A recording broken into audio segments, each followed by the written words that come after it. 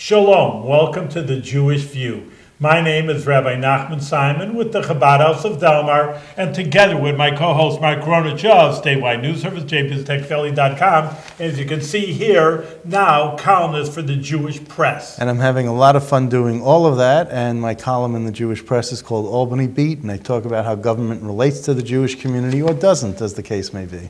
So with us today, talk about government, we have the chairman of the Albany County Legislature, Sean Ward from Green Island. Welcome to the Jewish View. Thank you for having me. I'll tell you, it's been I've wanted to have you on for a long time. I've known you for probably 25 years. It's been a while. And you've always been a good friend. You've always been an honest legislator. You know, you've always treated everyone fairly. And, you know, I just always admired how you've conducted yourself as a county legislator. So I just wanted to start off saying that. You know, Maybe just start off even local. You know, I live in this area also over 30 years, even though I'm 29 years old. But and it tells about Green Island. I just passed through it, and I never knew what it is. It's an island that has its own power company. Well, it's an island located in the northern part of Albany County. And it's a small community. It's a village and a town, one of very few what they call co-terminus, where the town and village boundaries are the same. How many people live in? 2,620. Oh, yeah. When I left. I got it down. Huh? No, they have a sign, you know, welcome to Green Island, population 2620, and then you see it marked out, and you either add one or in every that's day. Right.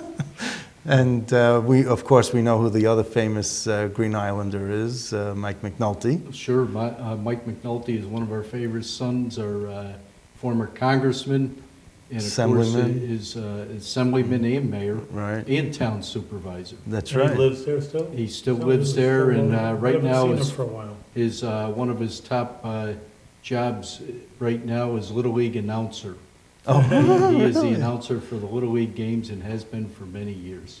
wow. He So stays with the local touch. He's always been a local guy, and he did a great job for us in Washington. He never forgot where he came from. So Yeah, we're very and fortunate. his sister runs the funeral home and is the mayor. His sister is the mayor, and I've worked with Ellen since she has become mayor. That's my full-time job. And she's just a dynamite person, very talented. She can do just about anything, and she's a great leader in our community. And you're the head of the Industrial Development Agency? I'm the CEO of the Industrial Development Agency, the economic development arm of the village. And how you doing with that, with the economic development? It's going great. In the last 15 years, we have increased our tax base by about 33%. That's pretty good. We have added just under 1,000 jobs into our village, new jobs. What kind of jobs? I mean, what's... A lot of them are manufacturing, but some of them are skilled labor. We have a couple of RPI startup companies that moved in from RPI, and they're doing very well. Ecovative and Crystal IS have both made a name for themselves, not only in our area, but nationally and internationally. And their workforce, a lot of them are skilled, and a lot of them are labor force as well. So it's great for the area, great for the community. And of course, you have your famous hydroelectric plant. Yes. Generating your own electricity. Yeah, we have the benefit of the Green Island Power Authority, where our residency rate's about 40% lower than market rate. It's great to have municipal power in the community, and our residents benefit from it. And there aren't that many communities around the state that have their own. I think Jamestown and Watertown. Right, there's a few around the state. There's none in the local capital district. No, and you sell excess power back to National Grid. That's correct. So you actually make money on your power plant, right? Yeah, the Green Island Power Authority, which is kind of separate from the village, they're an authority. There's only 3 power authorities in New York State. New York Power Authority, Long Island Power Authority, and the Green Island Power Authority. So what's wrong with that picture? Rather unique. There's nothing wrong with it. No. It's a great benefit to the community. It's a great benefit to the area. You're getting the power from the water that's coming over? Yeah, the dams? That's where it starts, really. Green Island. It's about where the Mohawk hits the Hudson? Correct.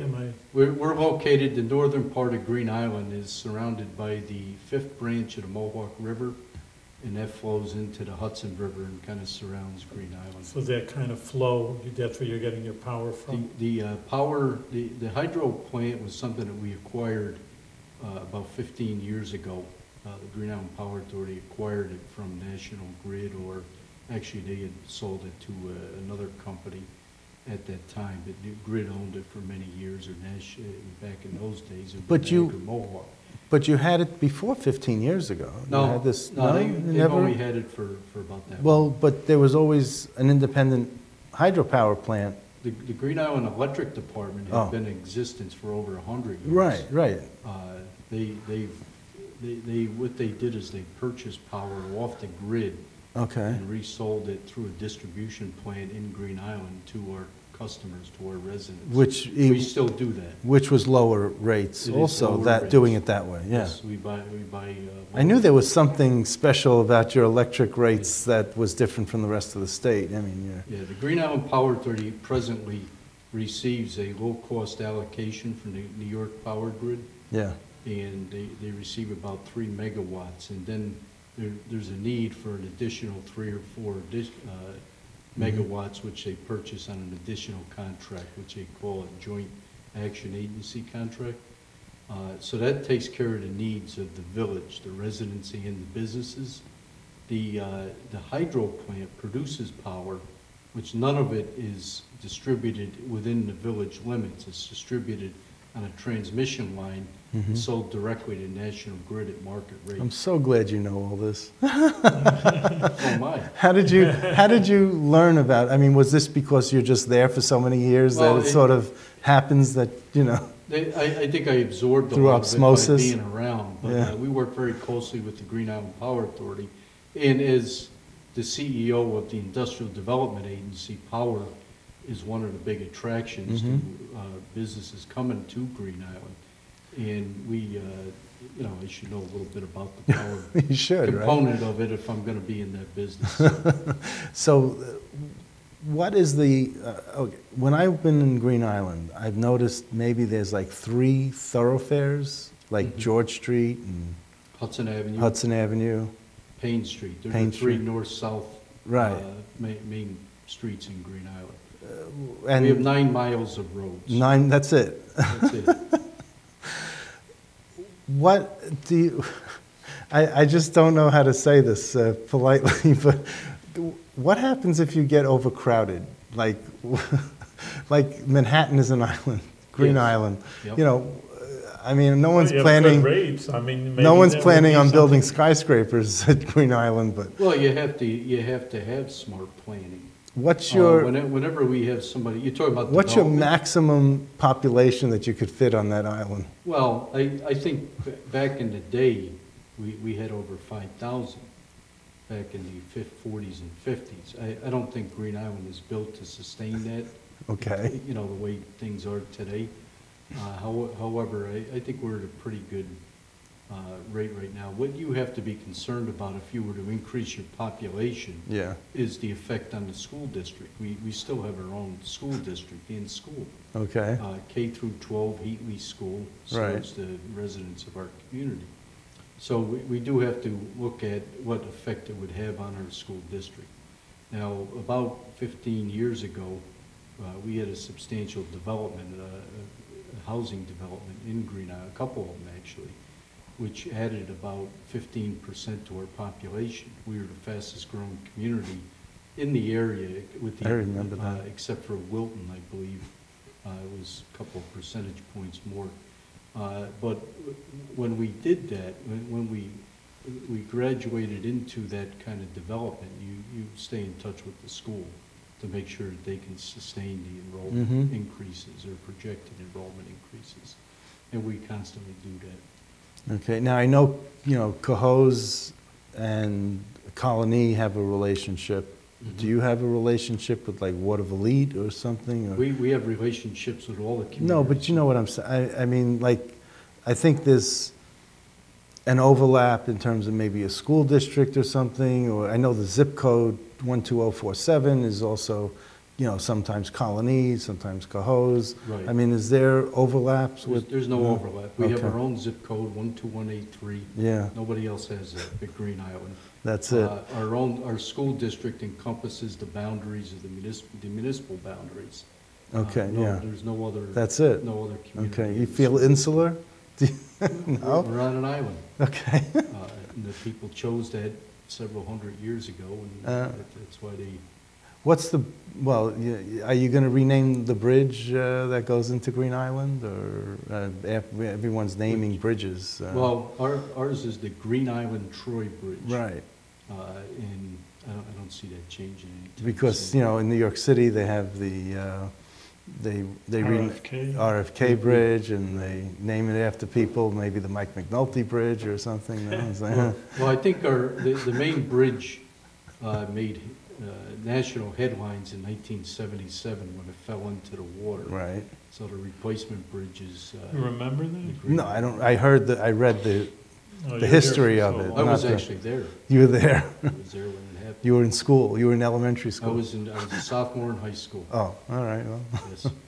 So tell me, you were appointed chairman of the legislature this year? Mhm. Are you living the dream? Is it everything you thought it would be? Well, Maybe it's a big headache over here. You never no, know. I actually am enjoying it All right. immensely. We've got a great group of legislators, and I don't think they get a lot of credit for the hard work that they do. You know, I think it's human nature to be a Monday morning quarterback and kind of second guess every decision that's made. But we've got a very diverse group of people that represent all the districts in our county, Mm-hmm. and they work hard at it. And you know, sometimes we do have differences of opinion on issues, Mm-hmm. but that's representative government. That's the way it's supposed to be.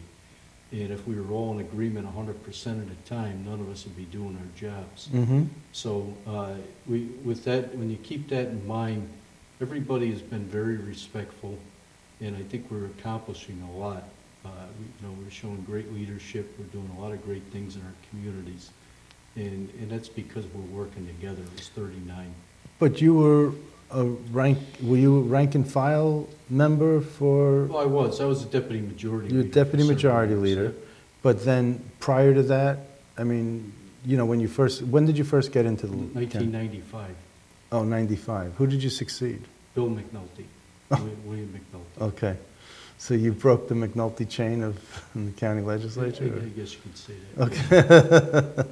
So with their blessing. With They- their, they- of course, they you don't asked- do anything in Green Island without the McNulty blessing. Well, you know. that's not true. They're very hometown people, and They are, but it's an institutional family, you know. Well, They do have so much of an imprint in the island, you know. That's. They care very deeply about Absolutely. their community. And I'm not taking anything away from that. I know. No, okay. But Yeah. I got to bring that up. They're very, you know, they invest in our community, and they care very deeply about the community, and they care about government. So, you know, you got your educational background. You went to Albany Business College. Mm-hmm. Did you I graduate? started out as a physical education major. Okay. I have a physical education degree from Hudson Valley, and then I Okay. saw the light, and I thought, you know, I got interested in business administration and then public administration. Right. And, you know, I moved on through Albany Business College. I went to Empire State College for a little while. So you have a 4-year degree, or? I do not have a bachelor's degree. I have many certificates. Right. No, I see that. Yeah. I have emergency management background. Mhm. As I say, the College of Hard Knocks, maybe? I always, a lot of people ask me that question, and I tell them I went to the John J. McNulty School of Public Administration. I worked for him for 23 years. The guy was a genius in government. He was a genius in politics, and I learned a lot by working side by side with him. And so did his son and his daughter, and I had the pleasure of working with them. Well, as sure. I mean, you know, Jack McNulty and Mayor Corning, you know, they were powerhouses. You know, it was sort of like when you had put the two of them in the room, it's like having a thunderstorm. You know. Yeah. And he, of course, Jack was the Albany County Sheriff, right? Correct. Yeah. Yep. So recently, the county legislature passed an increase in the smoking, in purchase age for smoking, for cigarette. Last night, yeah. yes. what was your take on it? Why did you vote in favor of it? Is it really just a health issue? Well, or? I'm glad you asked that, because I'm not always, I always get a little nervous about bills that reflect on human behavior. But I think we gotta take a look back at what are the pros and cons of this bill. And number one, the health impact. What does cigarettes do to people, not in mostly young people? And we know that that is not a good thing. Mm-hmm. And then second of all, we gotta look at what effect does it have on the taxpayers of Albany County. We pay millions of dollars, Medicaid dollars, and other programs for smoking-related illnesses. And when you look at, you know, since the question was broached to us, we have to vote yes or no on the bill. Mm-hmm. I think voting yes in my eyes made more sense than voting no on it. Do I think the bill is perfect? Is it going to solve all the problems? No, I don't, but I think it's a start. We're headed in the right direction, keeping youth away from cigarettes. You know what's amazing is when I was listening to the debate, I heard that one legislator a freshman legislator got up and said, well, if you're 18, you're going to buy cigarettes for the 15-year-olds. If you're 21, you're going to buy cigarettes for the 18-year-olds, not the 15-year-olds. Mm-hmm. And I said, what? the 20, yeah, how many cases have you seen where the 21-year-olds are going to bed with the 15-year-olds, and, you know, that there's all sorts of problems, you know, with just that, you know, legal age. I mean, there's so much interaction in so many different areas between 21 and 15-year-olds that I just think that, that, you know, that was naive that argument was a little naive. There was a lot of interesting debate last night. A lot of it made a lot of sense on both sides of the issue. There was no right or wrong with this bill. But do we think it's going to deter young people from smoking?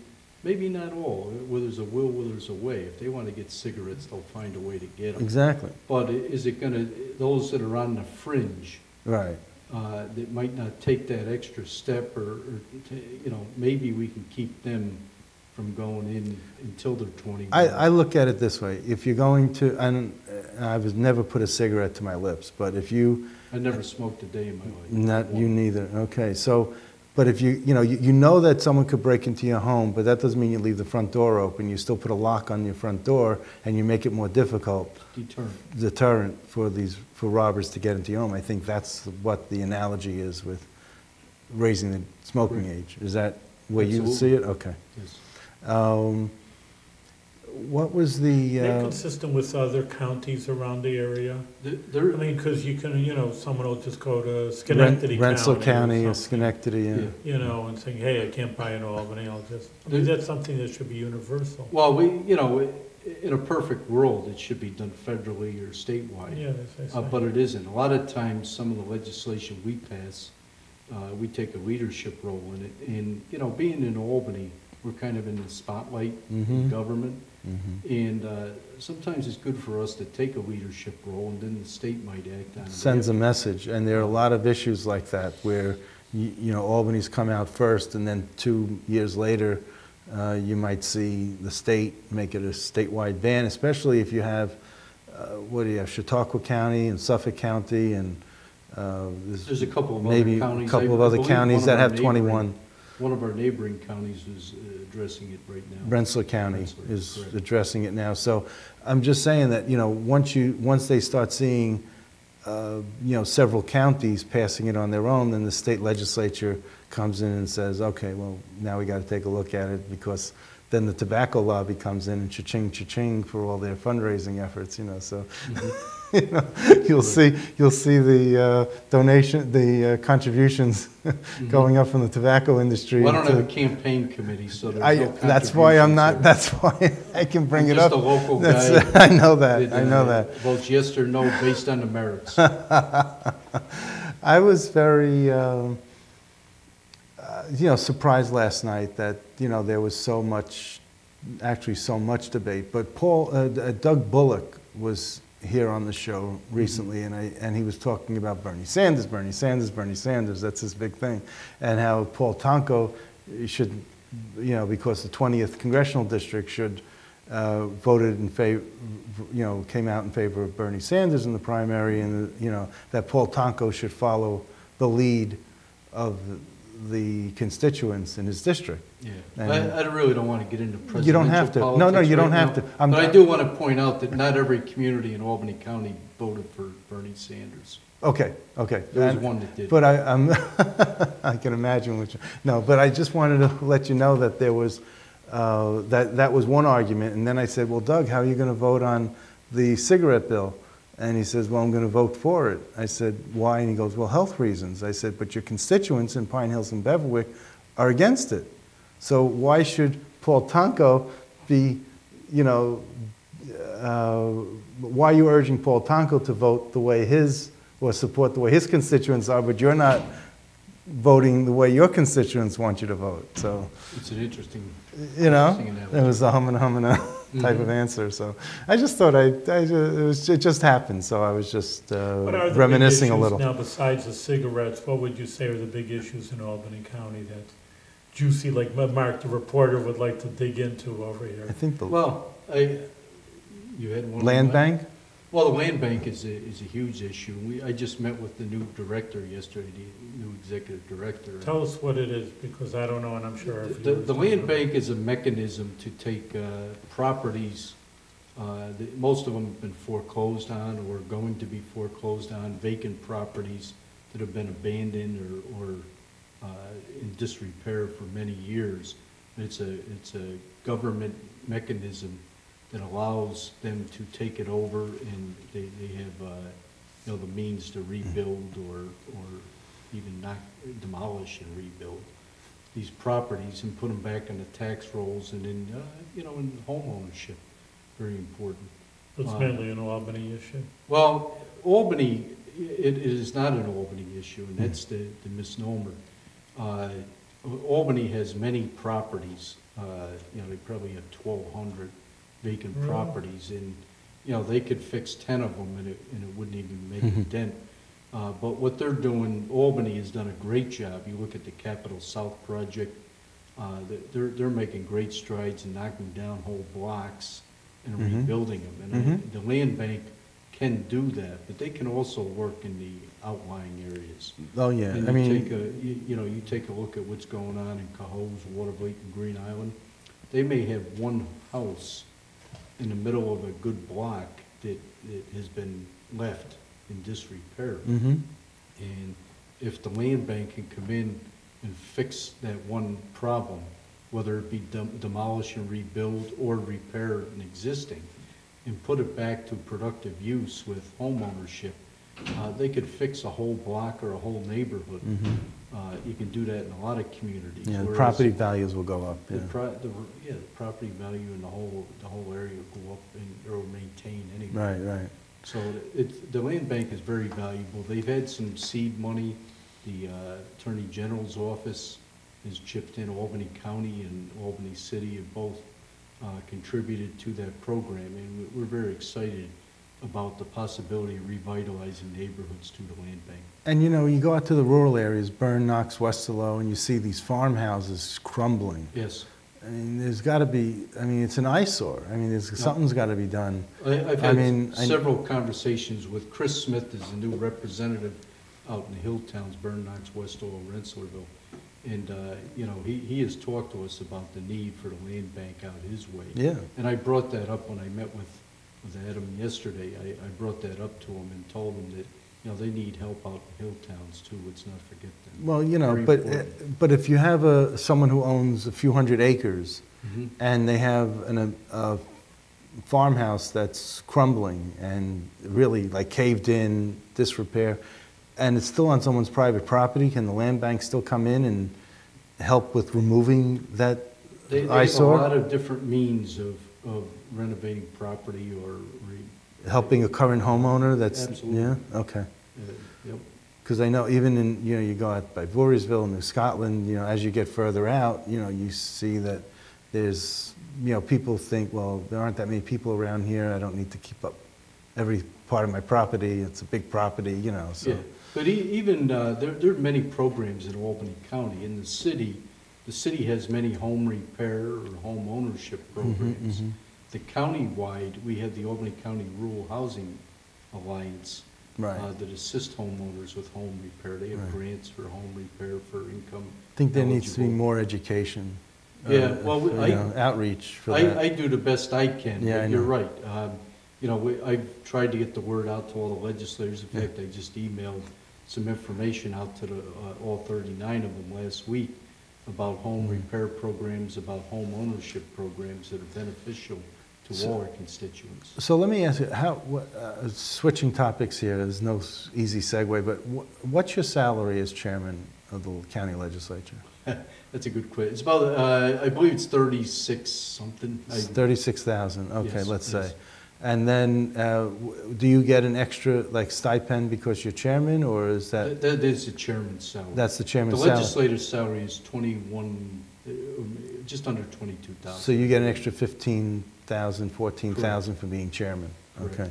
And what do you get paid when, for like the IDA or with your role? Well, in the village, Yeah, I make $89,000 as the executive assistant to the mayor and the chairman of the Green Island Industrial Development Agency. the two jobs, one salary. Yeah, it's basically one job split up into two. And I'm also I was going to say, which one of the two was your volunteer job? Yeah. No, they all contribute toward one job, really. Yeah, okay.